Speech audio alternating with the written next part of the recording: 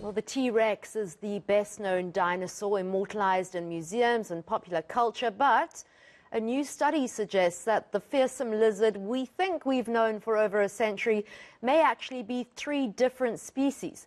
One of the researchers says all three species were 6 to 7 tons with similar skulls and bodies, and it would be like the difference between being attacked by a lion or tiger.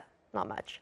But other scientists have expressed some skepticism, highlighting just how difficult it is to draw precise conclusions about creatures from tens of millions of years ago.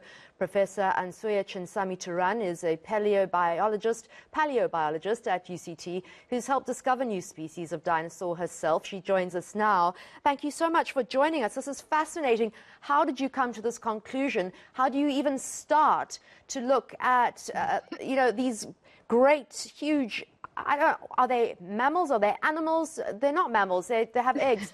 What are they, and how on earth did you discover this? Did you use DNA? Well, certainly I should say I have no part in this study, but I am a paleontologist and I do study extinct animals.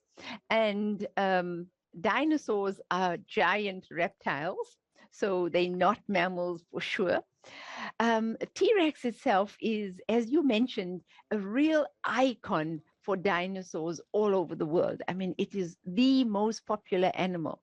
And I think what this research has done, it's brought into sharp focus the nature of science, how science works. So what we know is that if you look at extinct animals, to identify them to a species level is incredibly difficult.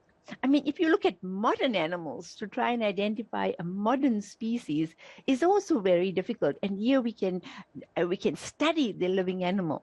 In the fossil animal, it's a lot more difficult.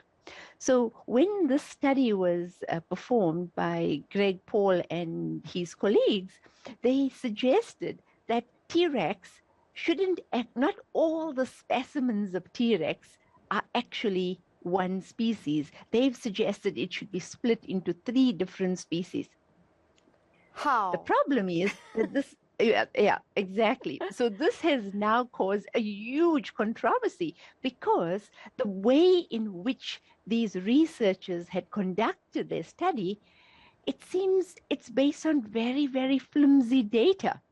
So usually you need many, many characters to say this is one species and this is another species. But they basically use 2 main characters. One is what they call the robustness, the kind of the look and circumference and features on the femur, that is a thigh bone, and they compared that with all of the different T-Rex specimens.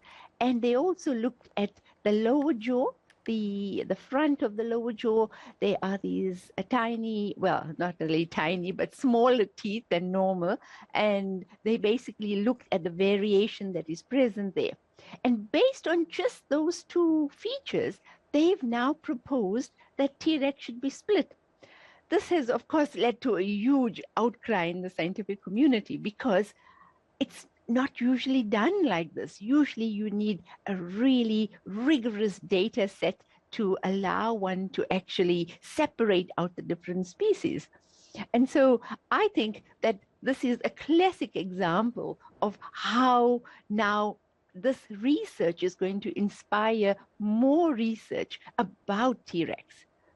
I should actually add also that the reason there's all the skepticism about this particular study is because just about 2 years ago, there was a really comprehensive study done on 44 specimens of Tyrannosaurus rex. And the previous study showed that what we find is just variation in the species, that these slight differences that we see are variations that you will get in any normal population. And it goes contrary to this finding of this most recent paper that suggests that T-Rex should be split into these 3 different species.